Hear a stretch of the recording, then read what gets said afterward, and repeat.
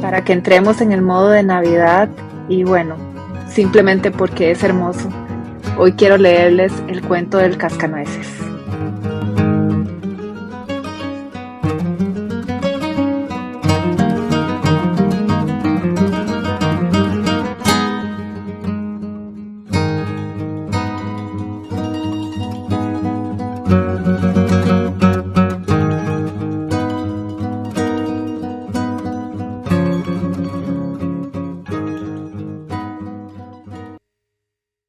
El cascanueces y el rey de los ratones, primera parte.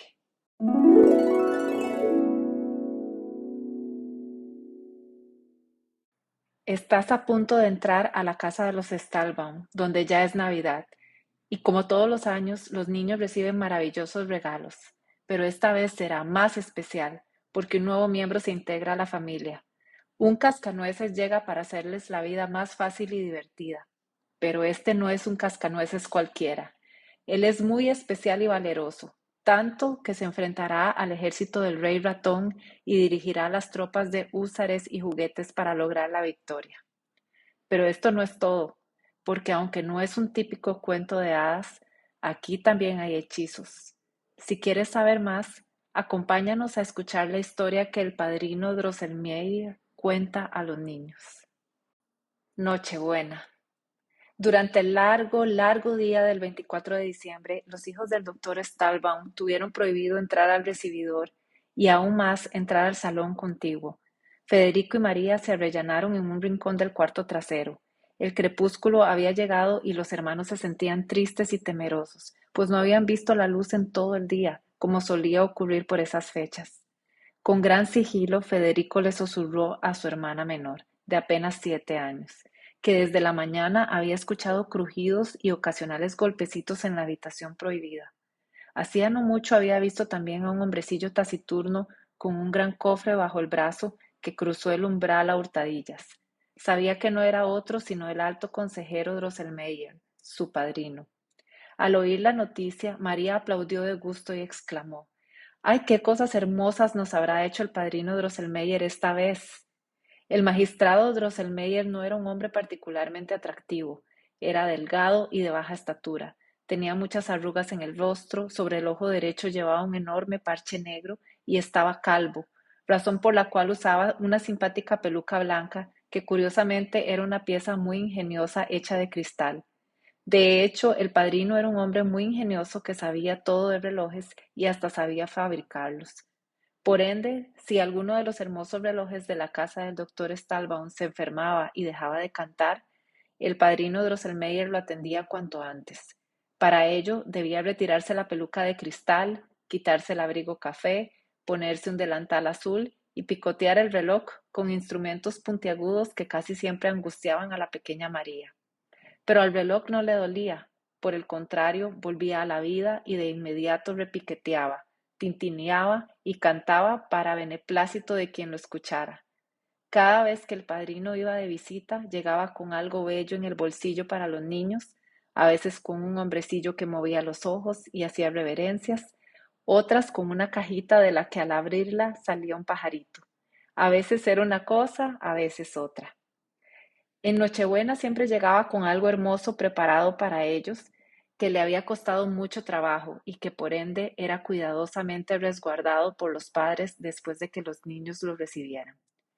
¿Qué cosa hermosa nos habrá hecho el padrino Drosselmeyer esta vez?, preguntó María con entusiasmo.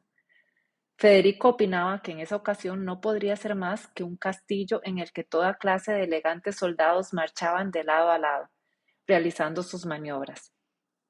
Luego llegarían otros soldados e intentarían atacar el castillo, pero el ejército de adentro dispararía valientemente su cañón, con rugidos y estruendos interminables. No, no, no, le reclamó María.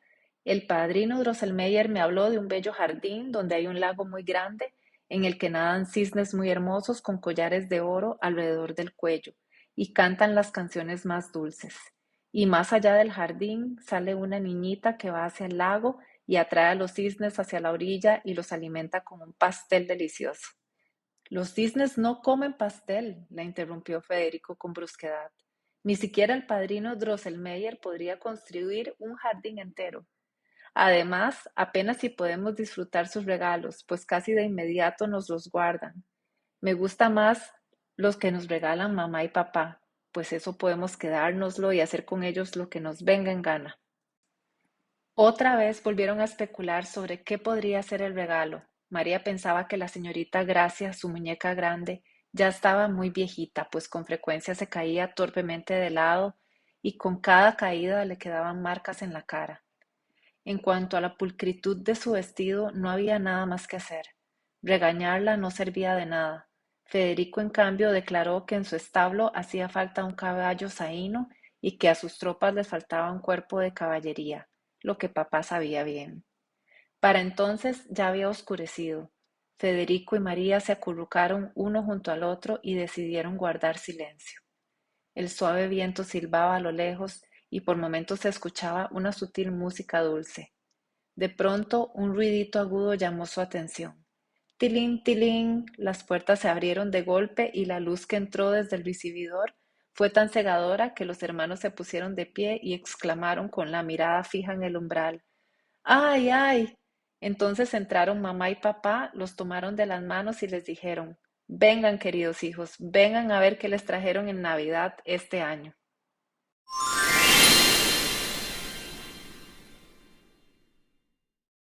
Los regalos. Querido lector o lectora, sin importar si te llamas Francisco, Roberto o Enrique, o si te llamas Ana o María, me gustaría que recordaras la última vez que viste una mesa cubierta de coloridos regalos navideños y el instante en el que te deslumbró el resplandor de sus envoltorios. Podrás entonces imaginar el asombro de los niños y el brillo de sus ojos al presenciar boquiabiertos la alegre escena que se desplegaba frente a ellos. ¡Ay, qué hermoso! Susurró al fin María. ¡Qué hermoso! Federico dio 2 o 3 brincos con más entusiasmo que nunca. Los hermanos debieron ser los más obedientes y buenos ese año, pues nunca en Nochebuena habían recibido tantas cosas tan hermosas. En medio del salón había un enorme abeto cubierto de manzanas de oro y plata y de cuyas ramas colgaban almendras azucaradas, confites, caramelos de limón y cualquier otro tipo de dulces, como si fueran botones y florecitas. Pero lo más hermoso de aquel increíble árbol eran las lucecitas que resplandecían en medio del follaje oscuro, las cuales iluminaban sus tesoros como si fueran estrellas o que invitaban a los amigables ojitos de los niños a disfrutar sus flores y frutos. En la mesa, bajo el árbol, centelleaban los regalos multicolor. Eran cosas tan hermosas que no era sencillo describirlas todas. María alcanzó a distinguir unas muñecas divinas, un juego de té y diferentes mueblecitos. Pero lo que opacaba todo lo demás era un vestido de seda adornado bellamente con moños alegres y que colgaba de un marco que permitía observarlo desde cualquier ángulo. Justo eso hizo María mientras repetía una y otra vez: ¡Ay, qué bonito vestido! Es muy bonito. ¿Puedo ponérmelo? Sí, puedo ponérmelo. Mientras tanto, Federico había estado galopando por la habitación sobre su nuevo caballo de juguete, el cual había encontrado atado a la mesa por la brida. Al desmontar, afirmó que aquel corcel era una criatura salvaje, pero que no tardaría en domarla. Luego examinó su nuevo regimiento de húsares elegantemente ataviados, con su uniforme rojo y dorado, armados con fusiles plateados y montados sobre caballos de crines tan brillantes que parecían también de plata pura. Una vez que los hermanos se apaciguaron un poco, enfocaron su atención en los libros ilustrados abiertos sobre la mesa, los cuales mostraban toda clase de flores hermosas, personas elegantemente vestidas y niños jugando. Eran ilustraciones tan realistas que parecían estar vivas. Sin embargo, poco después de haberse volcado en los libros, escucharon de nuevo la campanita aguda. Tilín, tilín. Supieron de inmediato que era hora de que el padrino Drosselmeyer les mostrara su regalo. Así que corrieron hacia una mesa que estaba contra la pared, cubierta por una cortina que iba del techo al suelo. La cortina, tras la cual habría permanecido oculto el padrino, se abrió deprisa y reveló su secreto a los niños. En una verde pradera cubierta de flores había un noble castillo con ventanales transparentes y torrecitas doradas. Empezó a sonar un reloj musical y cuando sus puertas y ventanas se abrieron, mostraron hombrecitos y mujercitas con sombreros emplumados y vestidos con colas vaporosas que paseaban entre las habitaciones. El vestíbulo central parecía estar en llamas por los incontables pabilos que ardían en los candelabros plateados. Allí, niños con trajes blancos y sacos verdes bailaban al ritmo de la música. Cada tanto, un hombre de traje color esmeralda asomaba la cabeza por la ventana, asentía y volvía a ocultarse.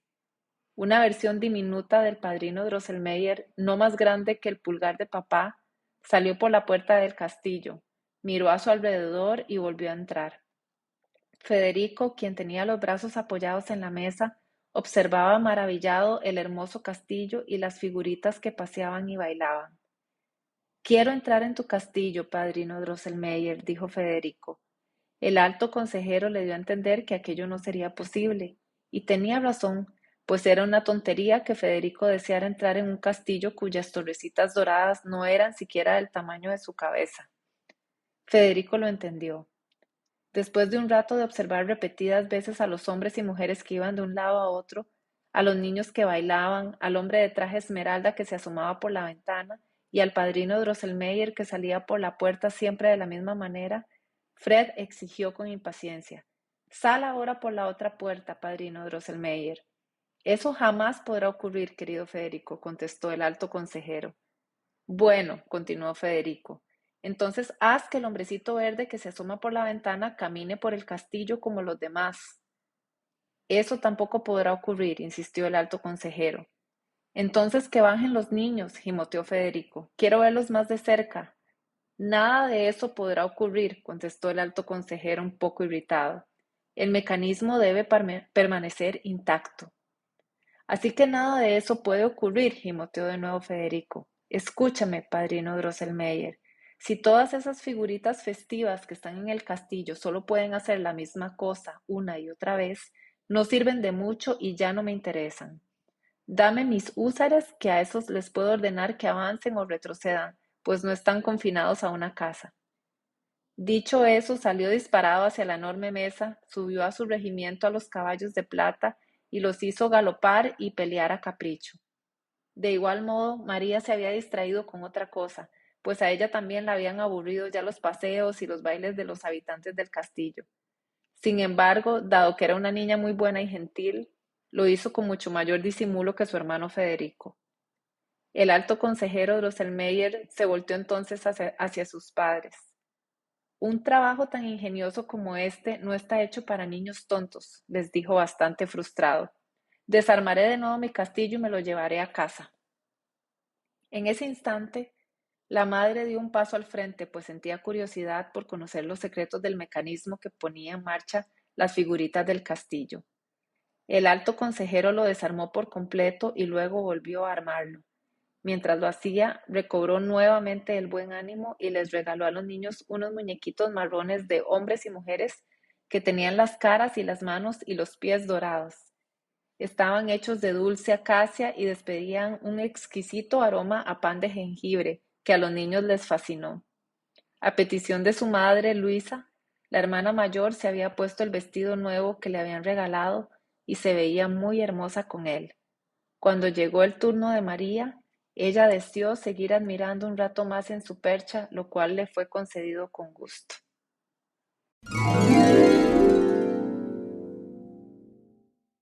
El favorito.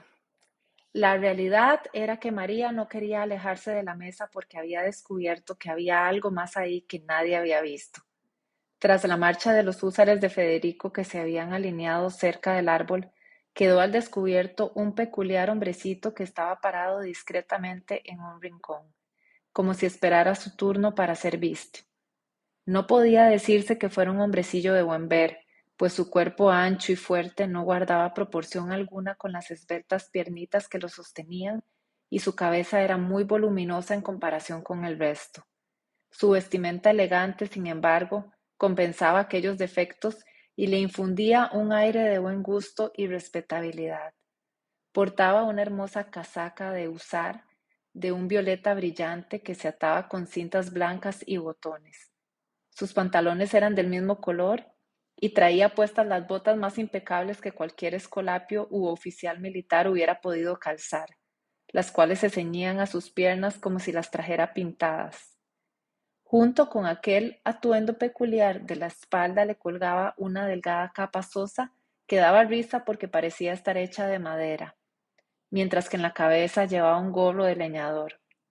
Entonces María recordó que el padrino Drosselmeyer solía usar una capa raída y un gorro feo, y que no por eso dejaba de ser su muy querido padrino. Tampoco pudo evitar pensar que aunque en general el padrino Drosselmeyer se vestía tan elegantemente como aquel hombrecito, no se veía ni la mitad de sofisticado que él. Entre más observaba al hombrecito, que le agradó a primera vista, más se percataba de la bondad y gentileza de sus facciones. Sus ojos verdes claros y un poco prominentes solo transmitían benevolencia y generosidad, lo cual era muy apropiado para un hombre de cuya barbilla colgaba una pulcra barba de algodón blanco que resaltaba mucho la dulce sonrisa que esbozaban sus labios rojos. ¡Ay, padre querido! Exclamó María al fin. ¿A quién le pertenece ese encantador hombrecito que está junto al árbol? Ese caballero estará al servicio de todos ustedes, querida hija, le contestó su padre. Con sus dientes es capaz de romper las nueces más rígidas, y será de Luisa, de Federico y tuyo. Dicho eso, el padre lo levantó con cuidado de la mesa y alzó la capa de madera, lo que provocó que el hombrecito abriera inmensamente la boca y dejara entrever dos filas de dientes blancos muy afilados. Por instrucciones de su padre, María le metió una nuez en la boca. El hombrecito la mordió y quebró por la mitad. ¡Crack! Para que la cáscara cayera al suelo, y María pudiera tomar la dulce semilla que albergaba. El padre les informó a los tres hijos que aquel sofisticado hombrecito pertenecía a la familia de los cascanueces y que ejercía la misma profesión de sus ancestros. Eso llenó de júbilo a María, de modo que su padre le dijo: puesto que el amigo Cascanueces ha elegido ser tu favorito, lo dejaré bajo tu custodia. Y cuidado. Sin embargo, como ya lo mencioné, Luisa y Federico tendrán tanto derecho como tú a requerir sus servicios. De inmediato, María lo tomó entre sus brazos para ponerlo a quebrar nueces.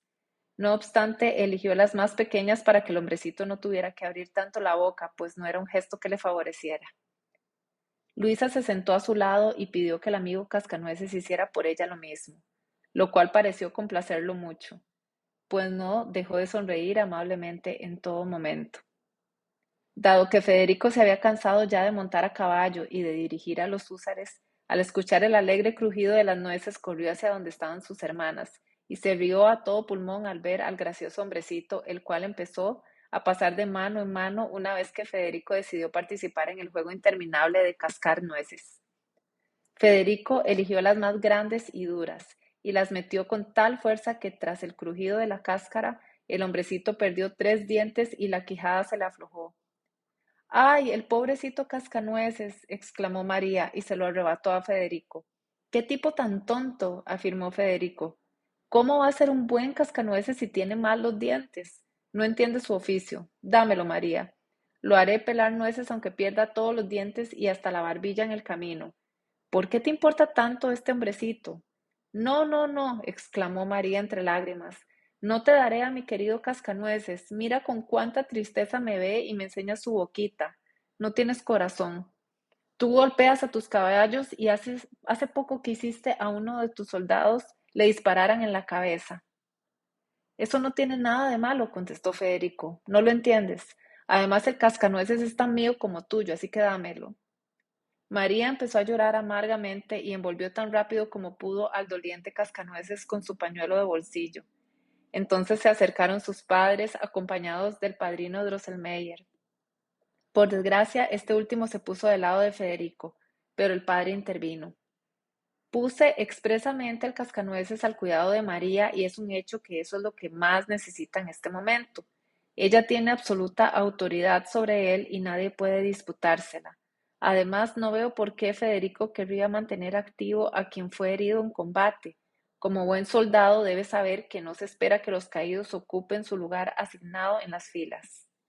Federico se sintió avergonzado y sin prestarle mayor importancia al cascanueces y a los frutos secos, se fue a hurtadillas hacia el extremo opuesto de la mesa, donde sus húsares, tras haber parado en puestos de avanzada adecuados, montaron el campamento para esa noche. María recogió los dientes rotos del pequeño cascanueces, le ató la quijada herida con un hermoso listón blanco que le había quitado su vestido y lo envolvió con absoluto cuidado en su pañuelo, pues se veía muy pálido y asustado. Una vez envuelto, lo abrazó y lo meció entre sus brazos como un niñito mientras veía las bellas ilustraciones de su nuevo libro, el cual había encontrado entre sus otros regalos navideños. De forma inesperada, se mostró recelosa hacia el padrino Drosselmeyer, quien no dejaba de reír y preguntarle una y otra vez por qué insistía en proteger a un hombrecito tan feo. María recordó la inusual comparación que había hecho con Drosselmeyer cuando vio el cascanueces por primera vez y entonces contestó con absoluta seriedad: si tú te vieras como mi dulce cascanueces, querido padrino, y te pusieras unas botas igual de esplendorosas, quizá entonces serías tan guapo como lo es él. María no entendió por qué aquello hizo reír tanto a sus padres, ni por qué el alto consejero se puso rojo como tomate y evitó reírse a todo pulmón como lo había hecho muchas otras veces antes. Debía haber una explicación.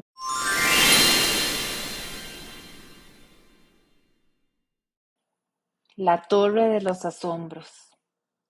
Cuando uno entra en la sala de estar de la casa del doctor, a mano izquierda, cerca del muro, encuentra una vitrina alta donde los niños guardan todas las cosas hermosas que les regalan cada año. Luisa era muy pequeña cuando su padre le encomendó la vitrina a un hábil carpintero que le puso unos cristales tan grandes y transparentes y la armó tan bien que sus contenidos se ven mucho más brillantes y hermosos en ella que teniéndolos en las manos. En la repisa superior, fuera del alcance de María y Federico, estaban todas las peculiares creaciones del padrino Drosselmeyer. En la siguiente repisa iban los libros ilustrados. En las dos de abajo, María y Federico podían poner lo que quisieran, aunque María siempre usaba la más cercana al piso como casa de muñecas, mientras que Federico apostaba a sus tropas en la de arriba. En el día de nuestra historia, mientras Federico organizaba a sus húsares en la repisa superior, María dejó a la señorita Gracia a un lado, y tras instalar a su muñeca nueva y elegantemente vestida en la mejor habitación de la repisa inferior, organizó una fiesta del té con ella. En efecto, era la mejor habitación de la repisa, pues tenía un agradable sofá de percal y varias sillitas, así como una mesa para el té y sobre todo una camita blanca donde la muñeca podía dormir.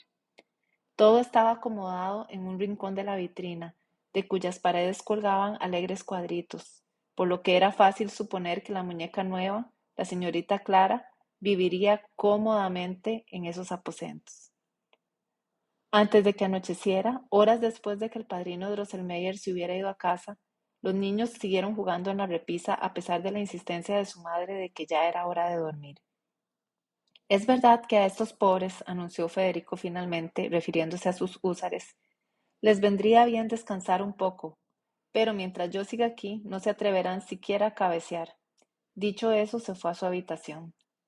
María, en cambio, siguió suplicándole a su madre: déjame quedarme otro ratito. Tengo un par de cosas que hacer aquí, pero luego de eso me iré de inmediato a la cama. María era una niña muy buena y sensata, por lo que su madre sin preocuparse podía dejarla sola con sus juguetes. Sin embargo, por temor a que se distrajera tanto con su muñeca nueva y los otros regalos, que se olvidara de las velas que ardían alrededor de la vitrina, las apagó todas y solo dejó encendido el candelabro que colgaba en medio del techo del salón, el cual emitía una luz cálida y agradable. No tardes mucho, María querida, porque si no, mañana no te vas a levantar, le advirtió su madre antes de irse a dormir. María estaba empeñada en hacer algo que no le había compartido a su madre. Aunque no sabía bien por qué, tan pronto se quedó a solas, puso manos a la obra. Aún traía cargando al cascanueces herido, envuelto en su pañuelo de bolsillo. Lo asentó con mucha delicadeza sobre la mesa, lo desenvolvió despacio y examinó sus heridas. El cascanueces estaba muy pálido, pero seguía sonriendo con tal dulzura y aflicción que a María se le encogió el corazón. Ay, cascanueces querido, no te enojes con mi hermano Federico por haberte herido así. No era su intención ser tan tosco. Es la vida militar con los húsares la que lo ha vuelto un poco cruel. pero por lo demás es de buen corazón, te lo aseguro. Ahora yo te cuidaré con mucho amor hasta que estés sano y fuerte otra vez. En cuanto a ponerte los dientes y acomodarte la quijada, eso tendrá que hacerlo el padrino Drosselmeyer, pues él es quien sabe de estas cosas. Al oír el nombre del padrino, el amistoso Cascanueces hizo una mueca burlona y sus ojos verdes parecieron sacar chispas. María estaba a punto de gritar, aterrada, cuando volvió a ver la sonriente expresión afligida del Cascanueces y supo entonces que aquello debió haber sido causado por un destello de la lámpara que había distorsionado las facciones del Cascanueces. No soy tonta como para dejarme asustar fácilmente ni para creer que un muñeco de madera puede hacer muecas, pero quiero tanto al Cascanueces porque es tan gracioso y gentil que he de cuidarlo tan bien como se lo merece. Dicho eso, María abrazó de nuevo al Cascanueces, se dirigió a la vitrina de cristal, se agachó y le dijo a su muñeca nueva: ¿Sería tan amable, señorita Clara, de dejarle su cama al pobre Cascanueces que está enfermo y herido y acomodarse lo mejor que pueda en el sofá? Recuerde que usted está en perfecto estado de salud y que por eso tiene esas chapitas tan rojitas. Además, son pocas las muñecas que tienen sofás tan elegantes como el suyo. La señorita Clara, con su brillante vestido navideño, la miró con una expresión muy sofisticada y altanera y no se dignó a contestar la pregunta. ¿Por qué he de tenerle tantas consideraciones?, dijo María entonces, y sacó a la muñeca de la cama. Recostó al pequeño Cascanueces con dulzura, le envolvió gentilmente los hombros con el listón que traía atado a la cintura y lo tapó hasta la nariz con las cobijas. No habrás de quedarte con la grosera de Clara, anunció, y alzó la cama con todo y Cascanueces para ponerla en la repisa superior, cerca del bello poblado donde descansaban los húsares de Federico. Al fin cerró la repisa con llave y estaba a punto de irse a dormir cuando, pongan atención, bajo la chimenea, detrás de las sillas, de las repisas y de la vitrina, se escuchó un ligero murmullo, seguido de un susurro y de un traqueteo interminable.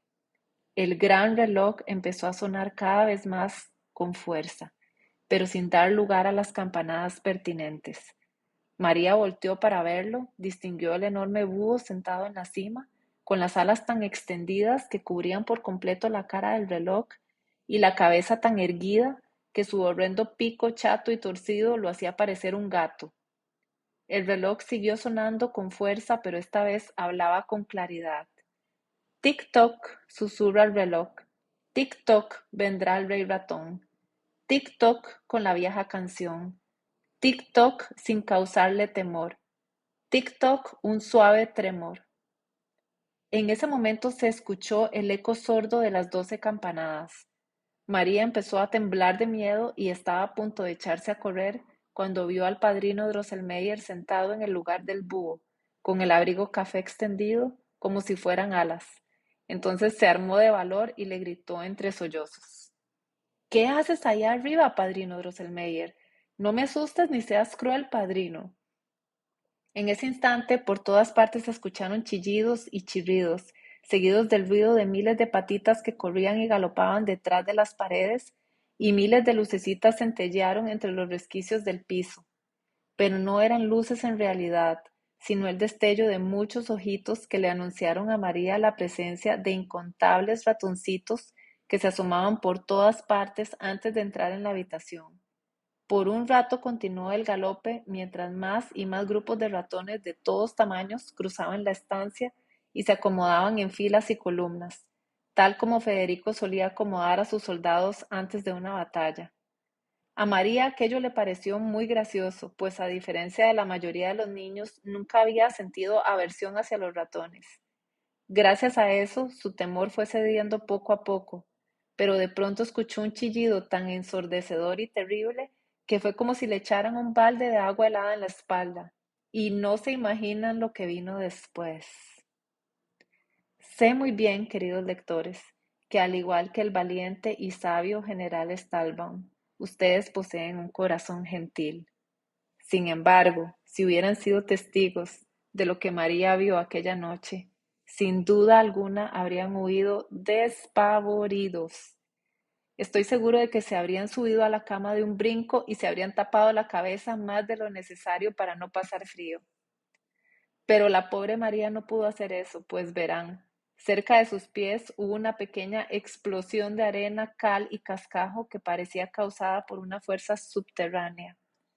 Luego se asomaron 7 cabezas de ratón, cada una con una corona resplandeciente que chillaban y gimoteaban de forma aterradora. Finalmente, el cuerpo al que pertenecían esas 7 cabezas logró abrirse paso hasta la salida y el enorme ratón coronado con 7 diademas chilló a todo pulmón y se acercó a las tropas que al instante emprendieron la marcha. Paso a paso se dirigieron en línea recta hacia la vitrina de cristal, cerca de la cual se había quedado quieta la pobre María. El corazón le latía tan deprisa por el miedo y la angustia que María creyó que se le saldría del pecho y moriría. Sin embargo, por el momento seguía corriendo sangre por sus venas, así que se tambaleó hacia atrás y escuchó un tronido y varios crujidos cuando el panel de cristal que golpeó con el codo cayó hecho trizas a sus pies. Aunque en ese instante notó un dolor agudo en el brazo izquierdo, su corazón sintió un profundo alivio al descubrir que ya no se oían chillidos ni chirridos y que todo había quedado en silencio. Aunque no se atrevió a abrir los ojos, supuso que los ratones habían salido despavoridos con el estruendo del cristal roto y habían vuelto a sus madrigueras. Pero de pronto volvió a oír pasitos. A sus espaldas, dentro de la vitrina, se escuchó un bullicio y un alboroto inusuales, seguido de vocecitas que susurraban: "Arriba, arriba, tomen los fusiles y a la defensiva". A continuación se oyó el tañido claro y dulce de algo que parecían campanitas. ¡Ay, es mi querido reloj musical!, exclamó María con emoción y apresuradamente volteó para buscarlo. Entonces lo vio encenderse y parpadear de forma inusual dentro de la vitrina, mientras en las repisas reinaban el bullicio y el alboroto. Muchas figuritas iban de un lado a otro y se movían y estiraban las extremidades como si estuvieran preparándose para la batalla. En ese momento, de forma inesperada, el mismísimo Cascanueces se irguió en la cama, aventó las cobijas y se puso de pie de un brinco, mientras exclamaba: "Crac, crac, estúpidas ratas. Crac, crac, acabemos con la plaga". Dicho eso, empuñó su espadita, la agitó por los aires y agregó: "Mis muy queridos vasallos, amigos y hermanos, ¿lucharán esta feroz batalla a mi lado?". Al instante, 3 bufones, un arlequín, 4 desollinadores, 2 guitarristas y un tamborilero exclamaron al unísono: "Sí, amo, te seguiremos con lealtad y valentía. Marcharemos contigo a la batalla, ya sea de noche o de día". Siguieron entonces al feroz Cascanueces, quien estaba a punto de emprender el peligroso salto desde la repisa superior. Para ellos era una tarea bastante sencilla, pues además de sus sedosas prendas de tela gruesa, sus cuerpos estaban hechos de algodón y paja, de modo que aterrizaron como sacos de lana. Sin embargo, el pobre Cascanueces se rompería los brazos y las piernas al caer, pues aquella repisa estaba a más de medio metro del suelo y su cuerpo era quebradizo, como si estuviera tallado en madera de tilo. Sin duda se habría quebrado las manos y los pies de no ser porque tan pronto se lanzó, la señorita Clara se levantó de un brinco del sofá y atrapó entre sus suaves brazos al héroe, que aún llevaba la espada en alto. "Ay, querida señorita Clara", sollozó María, "lamento mucho haberla calumniado. Ahora sé que le cedió su cama gustosamente a nuestro amigo el Cascanueces". Entonces la señorita Clara alzó la voz mientras estrujaba al joven héroe contra su pecho de seda: "No lo permitiré, señor mío. Está usted lastimado y herido. No permitiré que vaya a la guerra así. Mire cómo se forman sus valientes vasallos, listos para la afrenta. Seguro de que ganarán. Sus bufones, arlequines, desollinadores, guitarristas y tamborileros están listos para la batalla, mientras allá arriba los muñecos de porcelana se agitan de forma extraña. ¿No prefiere, señor mío, reposar en el sofá u observar la victoria de sus tropas desde la comodidad de mi abrazo?". Sin embargo, a pesar de su elegancia, el Cascanueces se sacudió de forma poco agraciada y pateó y manoteó con tal furia que Clara no tuvo más remedio que bajarlo de inmediato al piso. Una vez ahí, el Cascanueces recobró la compostura, se apoyó en una rodilla y le contestó con absoluta cordialidad: Le aseguro, bella dama, que el recuerdo de su gentileza y compasión me acompañará a cada paso de la batalla. Entonces Clara se agachó hasta poder tomarlo del brazo y levantarlo del suelo. Se desató el cinto de lentejuelas y estaba a punto de colgárselo del cuello cuando el cascanueces retrocedió un par de pasos y exclamó con absoluta franqueza: Le suplico que no me conceda tan grande honor, bella dama, pues mi corazón... Guardó silencio, suspiró con fuerza y se desató el listón que María le había atado a los hombros. Luego se lo llevó a los labios, se lo colgó del cuello como una bufanda e hizo una floritura con la espadita antes de saltar como un ave desde la orilla de la vitrina de cristal para llegar al suelo. Comprenderán ustedes, gentiles lectores, que desde antes de cobrar vida, el cascanueces percibió la bondad y el amor que le profirió María, y se encariñó tanto con ella que por esa razón se negó a recibir y portar el cinto de la señorita Clara, a pesar del brillo con el que refulgía.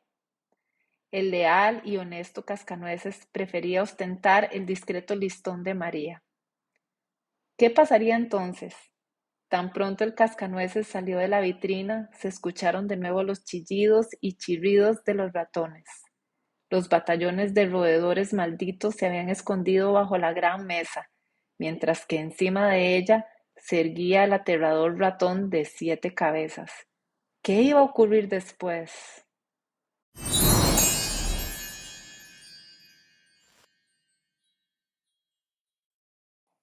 La batalla.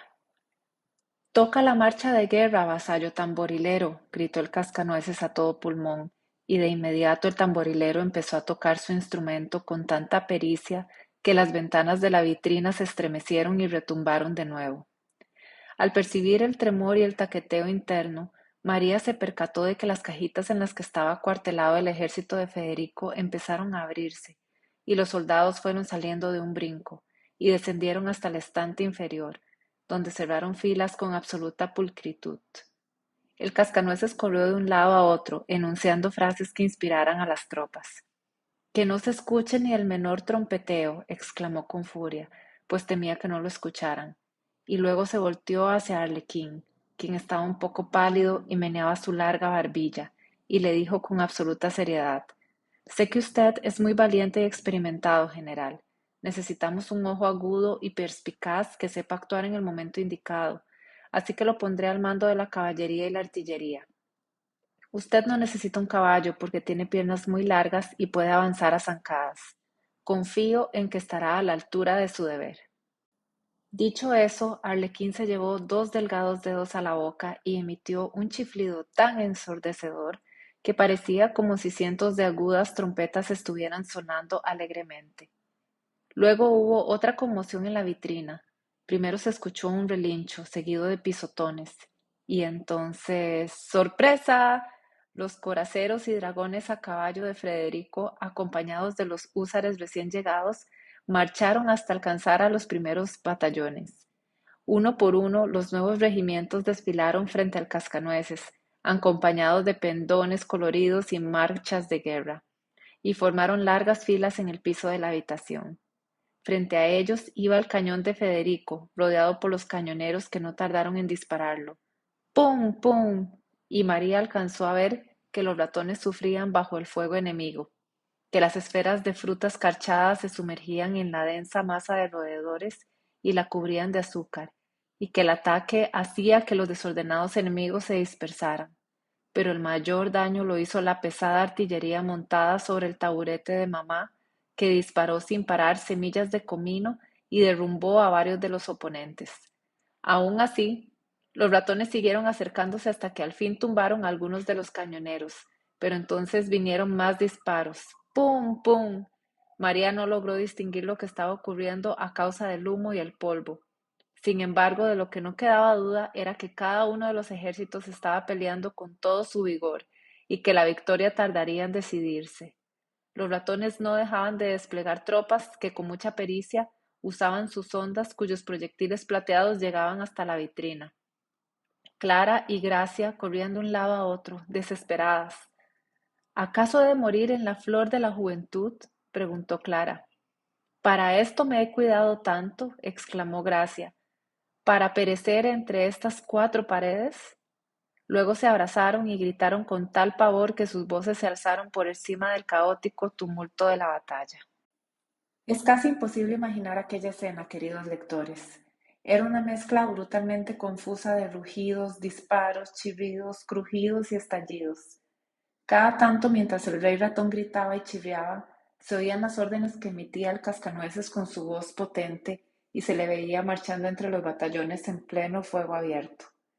Arlequín había orquestado unos ataques espléndidos con la caballería que lo harían merecedor de los mayores honores, pero por otro lado los húsares de Fred estaban cayendo a manos de la artillería enemiga, cuyos odiosos bombazos ofensivos les habían dejado manchas horrorosas en las casacas, razón por la cual no se atrevían a avanzar. Arlequín les ordenó entonces que se replegaran hacia la izquierda, y con el entusiasmo de la autoridad encabezó él mismo la marcha, seguido de los coraceros y los dragones, con lo que todas sus tropas se desviaron hacia la izquierda y galoparon hacia las barracas. Eso hizo que la artillería quedara expuesta a graves peligros, y un enorme cuerpo de ratones horrendos no tardó en arremeter contra ella con gran valentía y determinación, de modo que la artillería, los cañones y los cañoneros fueron derribados por aquel embate. El cascanueces se inquietó al ver la escena y ordenó que el ala derecha emprendiera la retirada. Como bien saben, queridas y queridos lectores, replegarse es casi como huir, así que imagino que al igual que yo, estarán sufriendo por la derrota inminente que al parecer le esperaba al querido cascanueces de María. Sin embargo, habría bastado con mirar hacia la izquierda, donde los batallones seguían bien ordenados, para recobrar la esperanza. En el momento más álgido de la batalla, masas de caballería roedora se habían asomado discretamente por debajo del sofá, y entre ensordecedores y horrendos chillidos se abalanzaron furiosamente sobre el ala izquierda. Pero las recibieron con una resistencia infranqueable. Poco a poco, dada la naturaleza complicada del terreno, pues era necesario pasar por la orilla de la vitrina, las figuras de porcelana habían ido avanzando, encabezadas por dos emperadores chinos, y se habían acomodado en un cuadrado vacío. Aquellas valientes, nobles y variadas tropas, conformadas por jardineros, tiroleses, monjes, peluqueros, bufones, cupidos, leones, tigres, pavos reales y simios, pelearon con mente fría, coraje y determinación. Con aquella valentía espartana, ese batallón de hombres tan distintos habría sido capaz de arrebatarle la victoria al enemigo, de no ser porque de las filas enemigas emergió con furia un sargento enloquecido que le devoró la cabeza a uno de los emperadores chinos, el cual, al caer al suelo, derrumbó a dos monjes y un cupido. El enemigo penetró entonces por aquel hueco y en cuestión de segundos hizo pedazos al batallón entero. Por desgracia, la valentía con la que resistió el ataque no le sirvió de mucho al ejército del Cascanueces, el cual, una vez que emprendió la retirada, solo siguió replegándose, sin dejar de perder elementos, hasta que el desafortunado Cascanueces se detuvo con el pequeño escuadrón sobreviviente frente a la vitrina. ¡Que avancen las reservas! ¡Arlequín, bufón, tamborilero! ¿Dónde están?, gritó el Cascanueces con la esperanza de que nuevas tropas se desplegaran a sus espaldas. En efecto, salieron unos cuantos hombrecitos y mujercitas hechos de dulce acacia, con las caras, manos y pies dorados, pero pelearon con tal torpeza que no le dieron a un solo enemigo, y terminaron tirándole el casco a su propio general. Los cazadores enemigos no tardaron en morderles las piernas y cuando cayeron se llevaron consigo a algunos de los mejores oficiales del Cascanueces. Al verse completamente rodeado por el enemigo, el Cascanueces se enfrentó a un peligro inigualable. Intentó brincar por la orilla y subir por la vitrina, pero descubrió que sus piernas eran demasiado cortas. Clara y Gracia estaban desmayadas y no podían ayudarlo, mientras que a su alrededor los húsares y los dragones brincaban sin problema para esconderse en sus cuarteles. ¡Un corcel! ¡Mi reino por un corcel!, exclamó el Cascanueces. En ese instante, dos de los tiradores enemigos lo sujetaron por la capa de madera y entonces el rey ratón, mientras chillaba por sus 7 gargantas, se abalanzó hacia él de forma triunfal. María no pudo evitar intervenir. ¡Ay, mi pobre cascanueces! Gritó entre sollozos, y sin estar del todo consciente de lo que hacía, se quitó el zapato izquierdo y con todas sus fuerzas lo lanzó hacia el más grande de los ratones, que era ni más ni menos que el rey. En ese instante el resto de los ratones se dispersó, pero María sintió en el brazo izquierdo un dolor tan agudo que la hizo caer desmayada.